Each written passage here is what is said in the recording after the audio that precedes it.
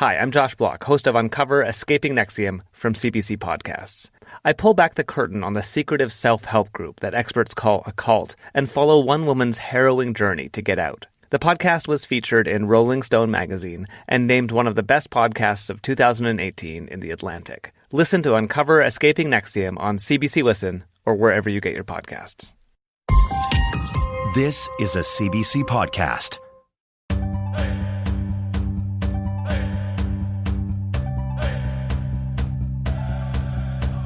Welcome. This is Unreserved on CBC Radio 1. I'm Phelan Johnson.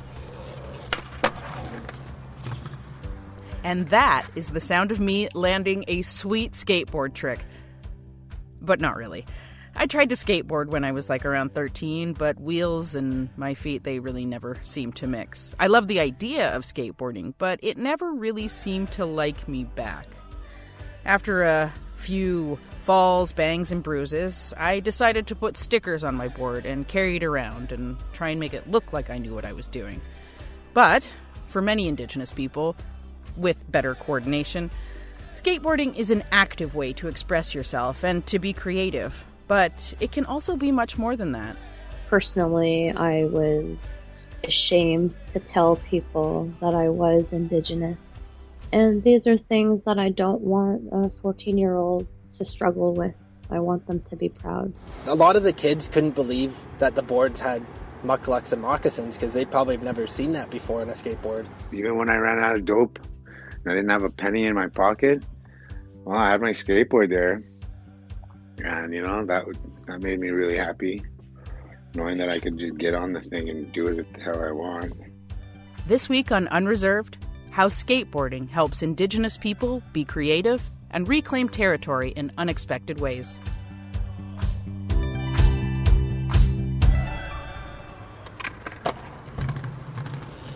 A neighbor down the street was like, "Man, why do you like skateboarding so much?" I was like, "Yo, check this out." Kick flipped, first try. And I was like, see that? That's magic to me. That's a magic trick that just happened. And I get to do that over and over and again. And I get to do other magic tricks too. And so that's why I love it. That was Apodaca Blakey Whitecloud. He has spent a lot of time at skate parks, whether he's skateboarding or making documentaries about Indigenous skateboarding for both CBC and APTN. Here's a bit from the doc he produced for CBC Arts called How the Art of Skateboarding Can Also Be an Act of Empowerment. To me, skateboarding gave me a name and a voice in the community. You can skate when you're sad, when you're mad, and when you're depressed, and at the end of the day, get your mind so clear, and it's relaxing. It's almost meditation. It gave me pretty much everything down to personal confidence. It gave me a way to accomplish something I never thought I could do. You concentrate so hard on trying to nail this one trick, and you're so determined that you want it. And once you have it, it feels awesome. You build up to it. You bruised, you bled for it, you broke bones for it. I broke my arm in this way trying to skateboard.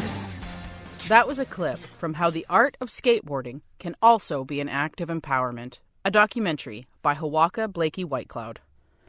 So, Apodaca, what is it about skateboarding that you love the most? The thing I love skateboarding the most is the visceral reaction when you land something that you thought of, that you self-actualized, that you were like, I wonder if I could do this. Or your friend was like, I wonder if you could do this. And then you're like, I don't know if I could do this. And then, you try it and you might not make it. And you're like, oh, maybe if I shift my feet a little bit differently. And then lo and behold, you make it. And you're just like, your hair kind of stands up on ends. You're just like, and then people might be cheering for you and you're just like, And so that's what I love most about it is that kind of visceral, passionate, yes, I did it. So what would you say is the relationship between Indigenous people and skateboarding?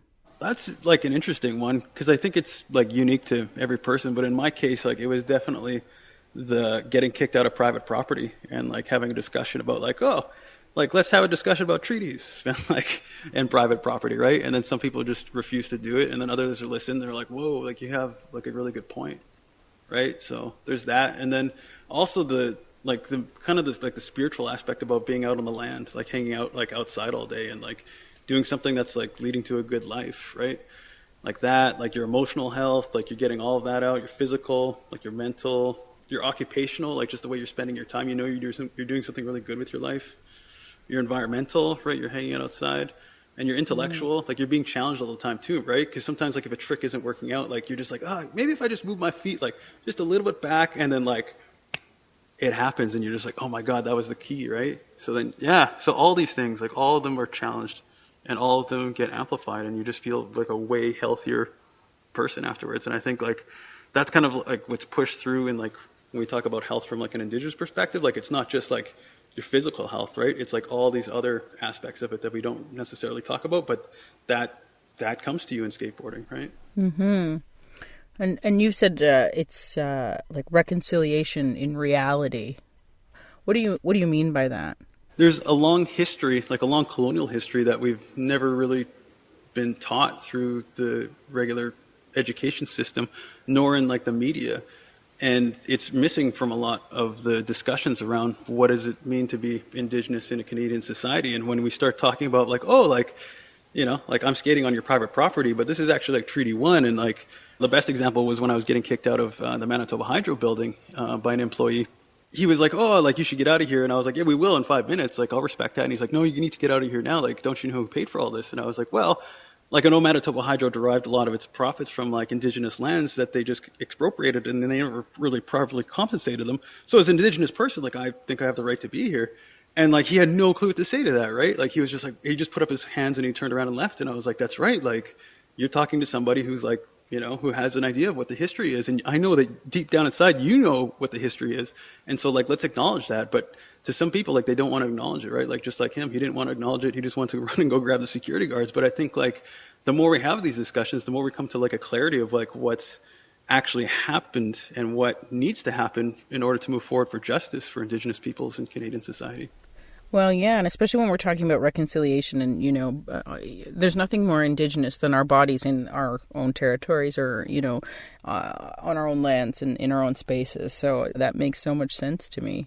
I think the more people around witness like that this is an injustice and that there is something going on, the more that they're like, we should actually do something about this. So really that's kind of the key message like I wanted to get across in telling these stories. The doc that you did for CBC about skateboarding, it also touched on land reclamation. So how do you see skating in public spaces as a form of reclamation? Well, I mean, for the longest time, like you weren't allowed like off the reserve, right? Like you weren't allowed off the reserve until 1960. Even past that, like you weren't even allowed in like certain areas, right? Like I remember my mom said like, I forget which small town it was, and maybe I don't want to put them on the map, but like, or call them out, but like there was a section of the movie theater where it was like, these are for the Indians, right? We're slowly breaking down those barriers where we're like, oh no, like this is a space for us. The more we have those opportunities to say, we're welcome here, the more we are likely to just feel like that we can exercise our rights in other ways, right? Our right to education, our right to being healthy, and if we reclaim those, then we'll just be healthier together as a group. And then that's a beautiful thing. Thanks for being with us, Hawaka. Cheers. Talk soon. Bye for now. Hawaka Whitecloud is a documentarian and skateboarder from Sioux Valley, Dakota Nation. Still ahead. I remember sitting down with my mom, and she had 3 of these pamphlets in front of me, and there were 3 different residential schools that were active at the time, and they were in Saskatchewan. This is like what my friends were telling me and all my other relatives that had gone to these schools. This is where you go. This is where the scouts go. And I was like a rink rat, so I obviously wanted to go to the NHL. I thought I had the skills. You know what I mean? I was groomed to become an NHL hockey player by my father because he missed the boat. You know, he wanted so badly to go, but he didn't make it, so he groomed us. That's not what I wanted to do. I wanted to become a professional skateboarder. Joe Buffalo is the first residential school survivor to become a professional skateboarder. But it wasn't an easy journey. More on his story in just a few minutes.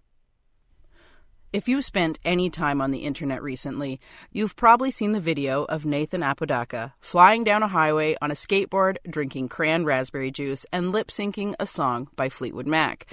Apodaca is from the Northern Arapaho tribe in Wyoming, and in the video, he sips his juice and glides down the road looking like he doesn't have a care in the world. Fans of the video sent him more than $10,000 in donations, which he was going to use to buy a new car. Until Ocean Spray showed up at his trailer with a brand new truck full of, you guessed it, cranberry juice. Who knew that a longboarding, juice-drinking Indigenous uncle was exactly the energy 2020 needed?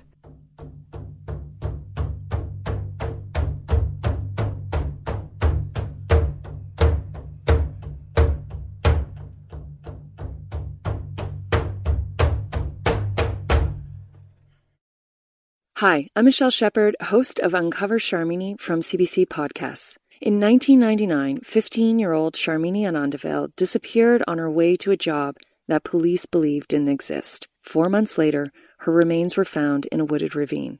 I revisit the case that has stayed with me for over 20 years, ever since I first covered it as a cub crime reporter for the Toronto Star. You can find Uncover Charmini on CBC Listen or on your favorite podcast app. Hi, I'm Josh Block, host of Uncover Escaping NXIVM from CBC Podcasts. I pull back the curtain on the secretive self-help group that experts call a cult and follow one woman's harrowing journey to get out. The podcast was featured in Rolling Stone magazine and named one of the best podcasts of 2018 in The Atlantic. Listen to Uncover Escaping NXIVM on CBC Listen or wherever you get your podcasts. This is Unreserved on CBC Radio 1, Sirius XM 169 and Native Voice 1. I'm Phelan Johnson, talking all about skateboards on the show today and the unique role that they play in Indigenous communities. My name's Joe Dion Buffalo, and I'm from Samson Cree Nation, Musquecheese, Alberta, Canada. Joe Buffalo's story is one of resilience. The Cree skateboarder from Samson Cree Nation in Alberta attended residential school. He struggled with substance abuse problems for decades. But the one constant in his life was his skateboard. Now he's sober, he's giving back, and he's exactly where he wants to be. Here's Unreserved's Kyle Musica with that story. The first time Joe Buffalo saw people skateboarding, it was in Fort Smith, Northwest Territories. He was visiting his relatives. What they did is they built a quarter pipe, and I remember seeing this. I must have been like 5 or something, or 6, really young. It wasn't very high, it was small, but when I was a kid it looked giant. And I remember seeing these guys skate the ramp, and then not even a week later, these same relatives of mine, I guess they were relatives, I'm not sure, they burnt the thing. And I was just like, these guys are so punk rock, oh my God. And like, who does that? You know what I mean? So immediately the skateboard culture was just like something I wanted to be a part of, even though I didn't own one.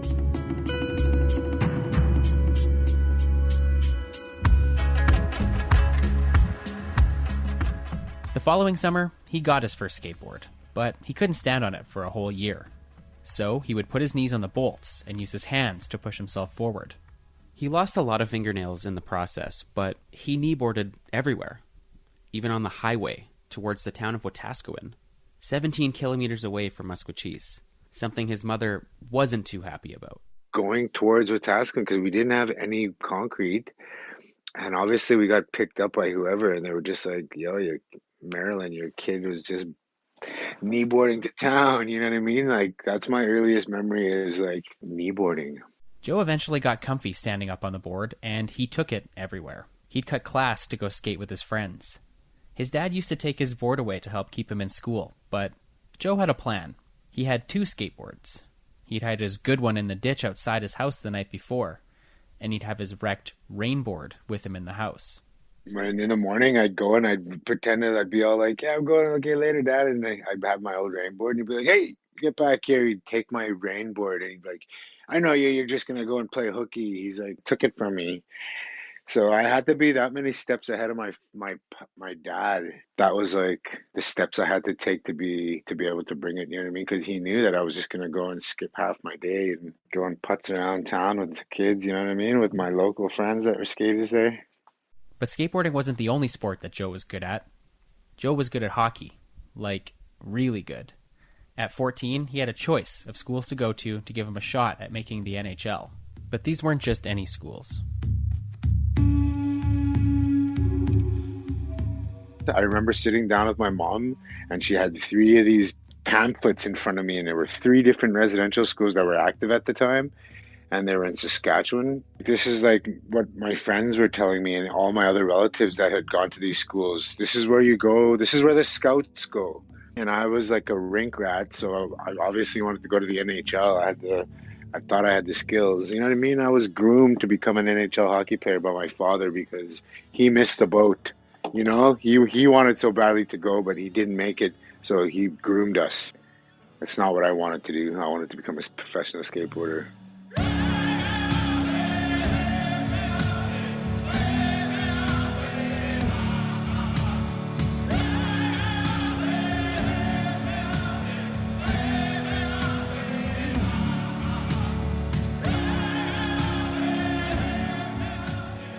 Joe went to residential school for 5 years, and so had his dad. And as a residential school survivor, the trauma he'd faced pushed his father into rampant substance abuse. He was violent, often unpredictable. Ultimately, Joe adopted some of those behaviors too. But one thing that stayed with him, that never let him down, was his skateboard. Joe moved to Ottawa when he was in his late teens. He had to get away from the reserve. It was then that he started taking skateboarding seriously. He helped build a skate park while receiving high school credit, and it was then that he could zero in on skateboarding. He had role models that he learned from. Things were much different than they were on the reserve. Local skate companies started to pay attention and offered to sponsor him. He was well on his way to becoming a pro skateboarder. But when he moved to Montreal, things changed. He lived there for 10 years. He says it felt like a blur, and he had no one to push him. The talent was there. I had no way of had no one there to teach me how to harness everything. Even if I was seeking advice, I was too freaking stubborn to go and ask anybody. I was too proud, you know what I mean? Joe had some support from his skate sponsors, but it was mostly sporadic, especially as he continued to struggle with substance abuse. I was just not dealing with a lot of my unresolved childhood traumas that all stemmed from going to these institutions. So when I try to go and apply myself in a society and what's out there for us, I wasn't fucking built for this, man. I wasn't properly prepared for what was out there. So, it resulted in doing crime. It resulted in having to make a buck in any way you could. And, my sponsors weren't always there. I wasn't always sponsored.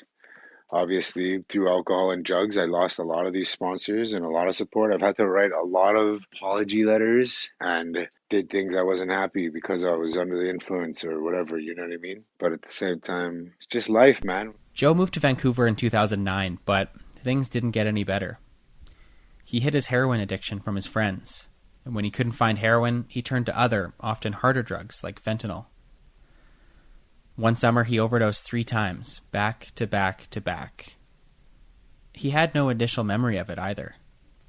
He realized he needed to break that cycle, and there was only one path to do it. I had to quit the booze, man. I didn't want that. There wasn't going to be a next time, how they say, oh yeah, next time there's no, there would be no next time because I would literally be, it was bad. People would walk by and see somebody slumped over and say, that guy doesn't look right, man, And that happened to me 3 times. Joe bounced around much of his life.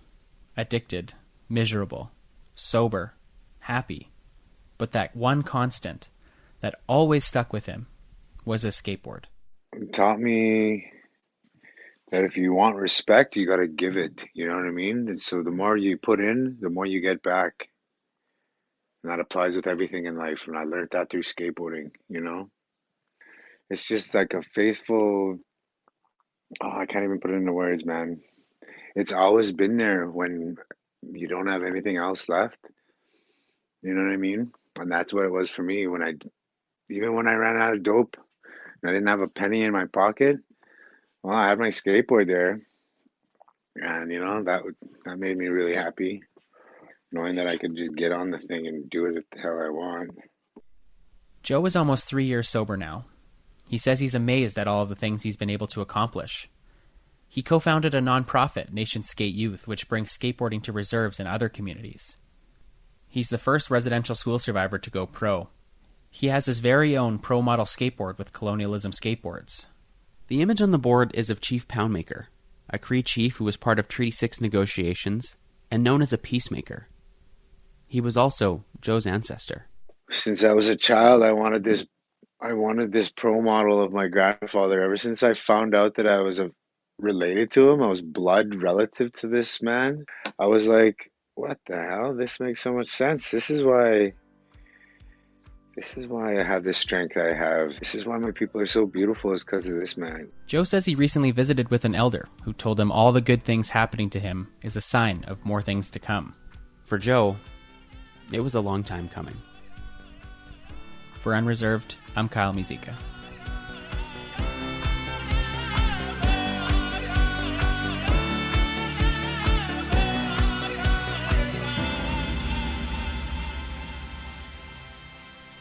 That was Joe Buffalo. He's an Indigenous skateboarder who was just featured in Thrasher magazine.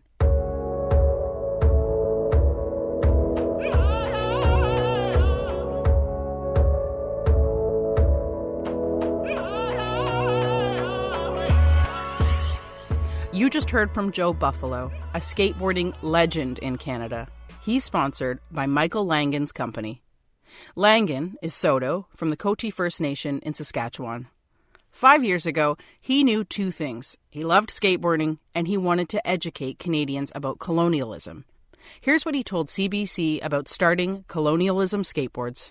Putting education on a skateboard was, it just came so easy to me. You know, it just seemed something very right to do at the time. And I wanted to educate people on our shared history, but social media only went so far, right? So, and I remember talking about my friends about the idea too, like at work, and they're like, I think it's an awesome idea. After some initial success, Langan started to think about collaborations. He admired Thomas King's book, The Inconvenient Indian, so he made a board with the book cover on it. Another person he dreamed of working with was Kent Monkman, especially after seeing Monkman's painting, The Scream. It's horrific. It's like a nightmare, right? And it's called The Scream, and it totally makes you want to scream when you look at it. You know, you just think about like those Indigenous kids who like went to residential schools, and like how many of them didn't make it back home. You know, there's like a picture of like 3 kids running away, like in the painting, and there's kids who ran away from the residential schools who died of exposure. You know, who died alone, some of them, you know, trying to run away from cultural genocide, you know. It really hurt because my mom went to residential schools, my dad went to residential schools, like a lot of my family went to residential schools, so it really hit home really hard. And it gets me emotional just thinking about that, you know, just thinking about like what my ancestors, what my family went through, and it's really hard to take in. Langan reached out to Monkman to let him know he appreciated the work. Although he hoped to collaborate, he wasn't expecting it to work out. But Monkman was more than happy to jump on board. The Scream was printed across 5 skateboard decks. The bundles of 5 sold out in 3 days. And many people were asking Langan to print more. But with Colonialism Skateboards, it wasn't so simple. Well, the thing with the company is like, it's such a small company that I can't really like just keep on printing boards. And at the same time, it's like I want to move on to another project. Since then, Langan has released a whole lot more graphics. A recent one is a Dustin Henry guest model that shows Sasheen Little Feather during her famous speech accepting Marlon Brando's Academy Award in 1973. But, just like the Kent Monkman one, that board has already sold out. This is Unreserved on CBC Radio 1, Sirius XM 169, and Native Voice 1. I'm Phelan Johnson. Coming up, a lot of the Indigenous skateboarders on the show today are all connected through one nonprofit. Skateboarding has brought us so much positive opportunities in our lives that it is time to give back. I'll tell you more about Nation Skate Youth in just a few minutes. What does it mean to bridge the gap between your family traditions and the next generation of skateboarders? That's something these two brothers have thought a lot about. My name is Dustin Henry. I'm Untitled First Nation. Hi, my name's Tristan Henry. I'm also Untitled First Nation. Both skateboarders. grew up skating our whole life. Yeah, to be honest, if it wasn't for Dustin, I probably wouldn't be a skateboarder. I was working a warehouse job for, I think, a year or two before, and I was actually started listening to Unreserved, and it kind of made me realize that I have to maybe start reconnecting. And Dustin also going back to school at Concordia for First People Studies really inspired me to start relearning about our heritage and culture again, and trying to talk to our dad about it more. Dustin and Tristan live in Vancouver now. They grew up in Calgary with their mother, who is white, and they only occasionally visited their dad and his side of the family, who are Trondak Gwech'in. Recently, Dustin and Tristan traveled back to the Yukon after about 10 years away to connect their family traditions with the sport they love. Dustin was actually working with Alzheimer's to make this skateboard of our family's moccasins and mucklucks from our grandma and our great-grandma. And we set up a day to help show kids how to set up skateboards at the youth center. We didn't really plan that far ahead. We just brought the boards up and all the supplies, but we set it up a day before, and the turnout at the youth center was way better than I ever thought it would be. A lot of the kids couldn't believe that the boards had mucklucks and moccasins because they probably have never seen that before on a skateboard. And a lot of the kids were just so stoked and couldn't really believe it. And just I think putting in the time to help them, show them how to build a skateboard was huge, because maybe a lot of them didn't know how it really worked and everything, putting on the grip tape, putting the wheels, putting the bearings in the wheels, putting the wheels on the trucks, and the whole process, and just doing it hands-on with them. And I think a lot of the kids really enjoyed it. Going to the skate park and actually showing them just skating with them, and then ask if they had questions, taking the time to show them how to ollie, and just at the end of it, we didn't even realize, but I guess the mayor's kid came. He was there skating with us and really taking a liking to it. It was the first time that I felt that skateboarding can bring a connection and build a bridge.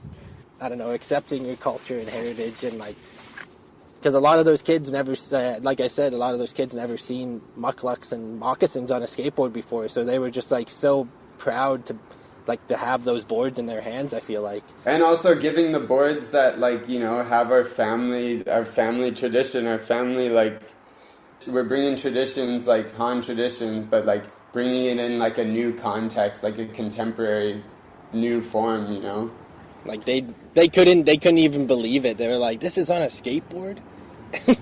But it was, I don't know, it was really amazing, because a lot of we gave a lot to our our Auntie Jackie and our Aunt Mabel and Uncle Percy. It's just them seeing it was really emotional for them, because they just never expected it. And it was I don't know, it was such a amazing experience to share it with them. Well, after going to Dawson, it made us realize, how important it is to have those connections with the youth. They think a different way. They're the next generation. They're going to be thinking of things that we never even thought about, or considered. Keeping that stoke, and giving that encouragement. I think we all see the importance in that, and that's why we want to do this, because it's our time to keep that going. That's Tristan and Dustin Henry, who headed up to Dawson City, Yukon to share their passion for skateboarding.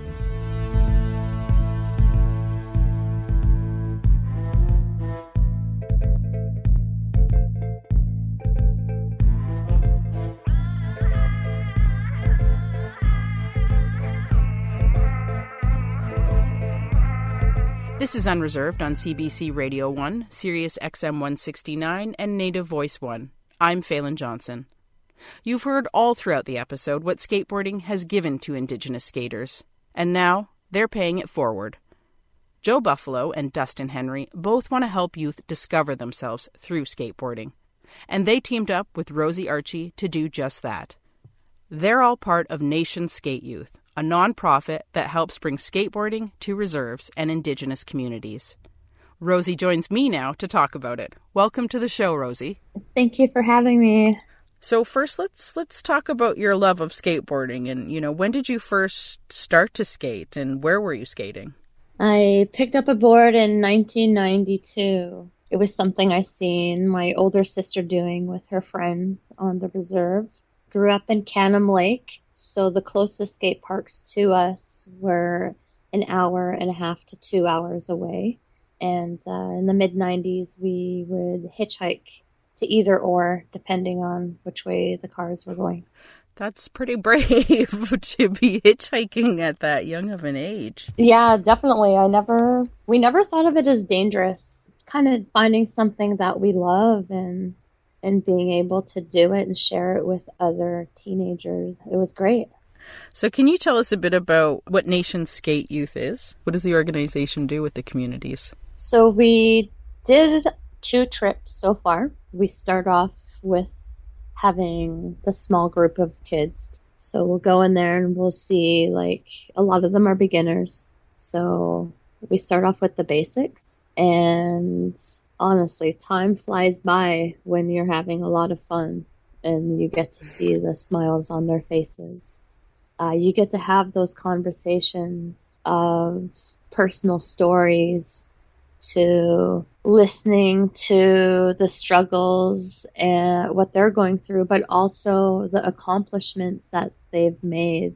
And as soon as you tell them, we're here because we truly want you to be proud of who you are and where you come from. At the end, they open up to you. It's amazing. It's almost like being a counselor, because a lot of them come in to the program scared and they don't want to fall. They don't want people watching them fall. So we kind of, it kind of helps with the confidence building there and letting them know that we are proud of who we are and where we come from.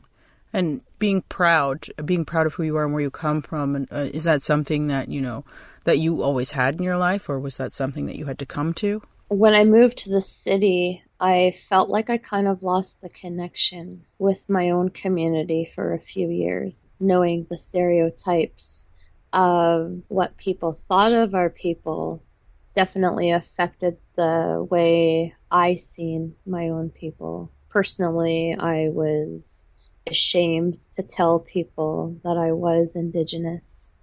And these are things that I don't want a 14-year-old to struggle with. I want them to be proud. Nation Skate Youth is kind of wanting to offer those things to the communities, like helping them get a skateboard park, helping youth. Maybe it's not skateboarding, maybe it's a BMX or a scooter or rollerblades, but it's the fact that they can get out there and do something. Yeah. And I've heard that you hold events where you give things away sometimes. Nothing entices people like free stuff. I know when I was a kid and someone gave me a skateboard sticker, I was so happy. When we went to the communities out in Alberta, we didn't tell the kids that they were allowed to keep their skateboard, and we were giving them shoes. The one girl in Fort St. John's, she showed up in her moccasins, and I just thought that was the cutest. Oh, wow. So, to give the kids something, and this is something that I'll remember forever, is I gave this kid a pair of shoes and a skateboard, and he asked me, why does it feel like Christmas? And he started crying, and he was about 13 years old or 14. The skateboard community came together and they donated all of the skateboard stuff for us to give to these kids. So that in itself is truly amazing. So you've had a lot of success, including interest from some popular skateboarders and skateboarding brands. Can you tell me what's been going on with that? So we are very lucky to have Vans shoes support what we are doing. They get to see through the videos that we post on Instagram the smiles that it brings to the kids. So that in itself is truly amazing. We have antisocial skateboard shop in Vancouver. We have the Skate Witches. They are a worldwide women's non-for-profit that they are always giving back to the community. We are just lucky to have the support from like all the local skate shops across Canada. We have All-Timers skateboards. We have Frog skateboards, Colonialism skateboards. They're brands that are giving back to our communities. Like, you know, I've been skateboarding a long, long time, and to see any skateboard company giving back to an Indigenous person is truly amazing, and it's something that is new. So obviously this is really important. This is really important not just to you, but to other people. So, you know, and I know you've talked a bit about this, but can you, tell us a little bit more about why this is so important to you? I believe this is important because having the awareness of mental health with our youth, having seen the suicide rates in our communities, knowing that the residential schools have affected us and the generations before and after us. So we're all walking on this healing journey, and when you have something like skateboarding, it can truly change lives. Well, as you continue down this road of success, what do you see for the future of Nation Skate Youth? You got some big dreams? Since this is the beginning, I would love to see Nations be able to do a cross-Canada trip. I would love to host something similar that they are doing in the States is All Nations Skate Jam. So having a skateboard contest in Canada and having to highlight all of the Indigenous skaters in one area, in one spot. Kind of like a powwow, like a gathering. And I think that would be really exciting. It would inspire a lot of kids, and truly, you never know who needs it. Thanks so much for chatting with us today, Rosie. Thank you so much for having me, and all the best. Rosie Archie is co-founder of Nation Skate Youth, a nonprofit that helps Indigenous skaters skate. You can find out more about her on our website, cbc.ca/unreserved.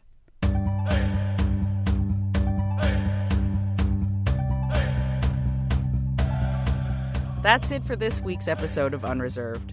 If you want to get in touch with us, send us an email to unreserved@cbc.ca, or you can find us on Facebook or Twitter. This episode was produced by Kyle Musica, Stephanie Cram, and Anna Lazowski. Special thanks to Katie Toth this week. I'm Phelan Johnson. Nyawagoa for listening.